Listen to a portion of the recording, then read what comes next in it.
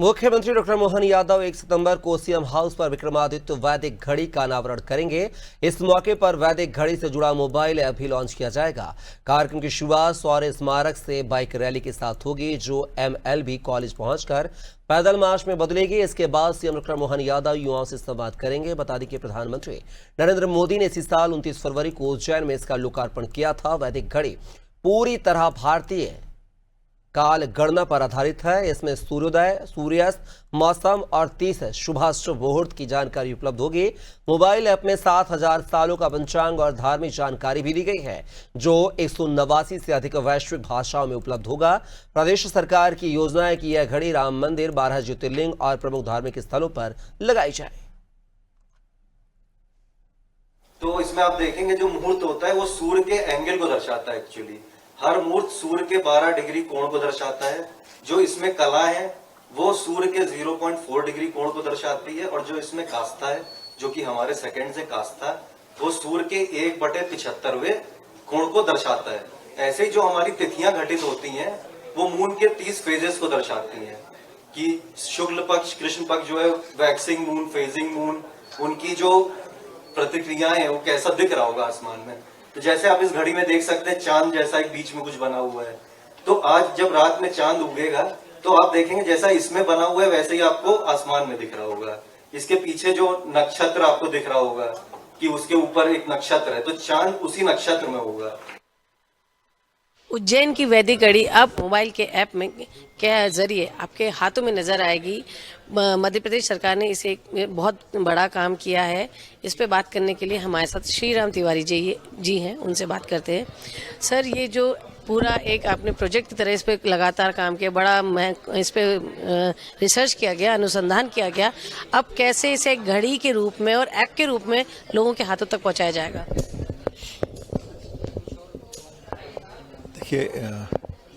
वैदिक घड़ी पहले तो हम लोगों ने उज्जैन में, जो माननीय प्रधानमंत्री ने जो उसका लोकार्पण किया है, तो वो एक टावर पर हमने उसको स्थापित किया। फिर लगा कि इसको करने में परिश्रम और धन और सब ज़्यादा व्यय होना है, तो फिर ऐसा कि लोक समझ तक कैसे सुलभ हो, तो फिर इसका प्रयास किया गया। और फिर इंटरनेट के कारण कई बार वो बाधित हो जाता है कि इंटरनेट ये डाउन है, तो फिर वो घड़ी बंद हो जाती थी।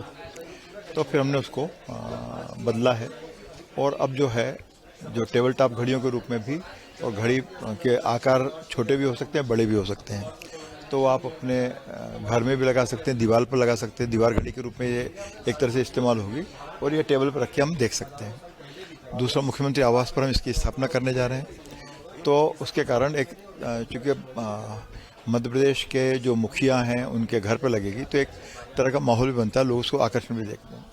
और वहीं पर हम QR कोड भी लगाने जा रहे हैं, ताकि जो ऐप है जो 189 लैंग्वेजेस में है, तो आपको घड़ी जिसके पास सामर्थ्य होगी वो खरीदेगा, लेकिन बहुत से लोग जो है निःशुल्कता उसको ऐप के माध्यम से इस्तेमाल कर सकते हैं। और आगे पीछे फिर प्रयास होगा हमारा हाथ की घड़ियों के रूप में भी, पर अभी उस पर काम चल रहा है, अभी टाइम लगेगा उसमें। सर, कहाँ देश में ये घड़ियाँ लगाई जाने वाली? नहीं, विचार है माननीय मुख्यमंत्री जी का विचार, माननीय मुख्यमंत्री जी ने माननीय प्रधानमंत्री को भेंट किया है, और जो केंद्रीय मंत्री हैं उनको भी भेंट किया हुआ है। फिर एक जो विचार बना था कि जो दूतावास हैं भारत स्थित, उनके राजदूतों को, राजनयिकों को दिया जाए। फिर ये जितने ज्योतिर्लिंग हैं वहाँ पर भी ये स्थापित होना चाहिए। राम मंदिर है वहाँ भी स्थापित होना चाहिए, उसके लिए हमारे प्रयास चल रहे हैं। और इसके साथ साथ राज्य संधारित जो मंदिर हैं, तो वहाँ भी वो ऐप को हम स्मार्ट टीवी पर हम डाउनलोड कर सकते हैं। सर, हमारा आज भी जो समय देखने का तरीका है वो रात के 12 बजे हमारा दूसरा दिन चालू होता है, और जबकि अगर हम अपने उसकी बात करें परंपरा की, तो जब पहले भोर की किरण उठती है तब हमारा दिन चालू होता है। तो ऐसे में ये लोगों की जो आदत है कि ग्रीनविच घड़ियों को ही फॉलो किया जाता है, तो इसकी आदत कैसे बदली जा सकती है? आदत बदलती है सर। आप देखें कि आप अपने पेरेंट्स से या उनके पेरेंट्स से यदि पूछ सकें या पता हो, तो चाय भी इंट्रोड्यूस हुई थी, चाय यहाँ की आदत नहीं थी, तो बाकायदा उसके लिए बड़ी बड़ी जो 10-10 फीट की केटलियाँ हुआ करती थी, और उसको लेकर वो डिस्ट्रीब्यूट करते थे, एक आदत बन जाए।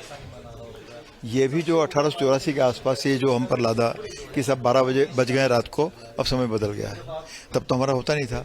और हमने देखा होगा अपने बचपन में कि ब्रह्म मुहूर्त में आसपास के मंदिरों में दर्शन के लिए जाना या स्नान करने जाना, सबकी गतिविधियाँ चालू हो जाती है। अब आज की तारीख में हमारे सबकी दिनचर्या बदल गई, तो 7 के बाद ही लगभग उठने का हमारा समय होता है, जबकि हमारे यहाँ माना जाता है कि सूर्योदय के पहले आदमी को जाग जाना चाहिए। तो समय का क्या क्या महत्व हो सकता है, और इसीलिए यदि वो हम जो भारतीय जो तरीके हैं समय को जानने पहचानने के, यदि उस पर उनने भी ध्यान दिया होता तो शायद उनके इतने दुर्गति नहीं होती उस वक्त। दुनिया मानने लगी है कि सुबह सूर्योदय के पहले उठना चाहिए, और हम लोग भूल गए हैं, हम अपनी परंपरा को भूल गए। अब आपको लगता है कि ये समय है वापस लौटने का? है ना। और माननीय प्रधानमंत्री ने तो आग्रह किया भी है, स्वदेशी की बात वो कर ही रहे हैं। तो आज का जो समय है वो भारत का समय है और विश्व का समय है।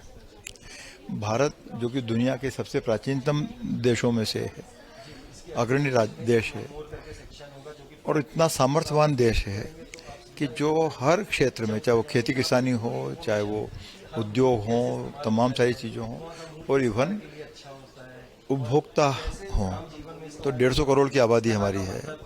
तो हमको किसी के पास झांकने की जरूरत नहीं है। लेकिन चूंकि अब राजनीतिक बात है, तो मैं तो इतनी बात कह सकता हूँ कि भाई स्वदेशी का मतलब मेरे लिए ये है कि हम हर चीज़ में, चाहे दवा हो, चाहे गणित हो, चाहे विचार हो, चाहे समय हो, सबके लिए जब तक हम भारतीय नहीं हो जाते हैं तब तक हमारी उन्नति संभव नहीं है। उज्जैन के केवल एक चौराहे तक अभी ये सीमित थी, उज्जैन तक सीमित ही है। मुख्यमंत्री जी ने जो एक विचार सोचा, एक सपना सोचा कि इसको दुनिया में दिखाया जाए, लाया जाए, इसके लिए आपको लगता है कि ये कितना, इससे कितना अंतर आएगा? हमारी जो गणना है, सोच है, और जो क्या कहते हैं, लोग जानते ही नहीं काल गणना के बारे में, इसके लिए कितना महत्वपूर्ण होगा ये कदम? नहीं, महत्वपूर्ण है ना। जब आप कह रहे हैं जैसे उज्जैन में एक जगह वो हमने स्थापित की, उसका प्रचार भी हुआ, लोगों ने समझा भी कुछ हो रहा है। मैं खुद भी जो स्टैंडर्ड टाइम का या विदेशी टाइम का जो विषय है, हम क्या याद कर पाएंगे कि लगभग हर शहर में एक घंटाघर बने थे। स्पॉन्सर प्रोग्राम, राज्य स्पॉन्सर प्रोग्राम था, और उसमें किस तरह से उन्होंने विदेशी समय को हम पर प्रचारित करने का किया। घड़ी तो हाथ की घड़ियाँ तो बहुत बाद में आई हैं, तो पहले तो घंटाघर, चलो भाई आप वहाँ देख लीजिए, यहाँ देख लीजिए, और सबने उसमें योगदान दिया, राजा महाराजाओं ने दिया, सबने दिया। तो एक अच्छी पहल हो सकती है। मैंने मेरा व्यक्तिगत विचार है ये कि ऐसे जो सारे घंटाघर लगभग हर शहर और हर जगह मिल जाएंगे, वहाँ भी इसको हम क्यों नहीं रिप्लेस कर सकते हैं। आखिरी सवाल, बच्चों को पढ़ाया जाता है टाइम, मैनुअल टाइम देखना, जो अभी ग्रीनविच वाला चलता है, क्या ये जो अब काल गणना ये लाई जानी चाहिए किताबों में, बच्चों को पढ़ाई जानी चाहिए, ताकि वो इससे रूबरू हों कि हमारे पास कितना बड़ी गणना का सिस्टम हमारे पास है? जी।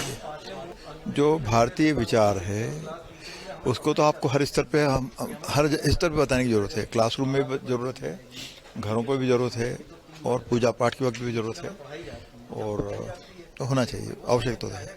धन्यवाद हमसे बात करने के लिए। तो काल गणना केवल पांचांग या धर्म और 30 त्योहारों के लिए नहीं है, ये हमारी परंपरा का एक अभिन्न अंग है, और अब ये एक चौराहे से, एक शहर से निकल के पूरी दुनिया में छाने वाली है। कैमरा पर्सन हरिओम के साथ दिव्य गोयल, अनादि न्यूज़ के लिए।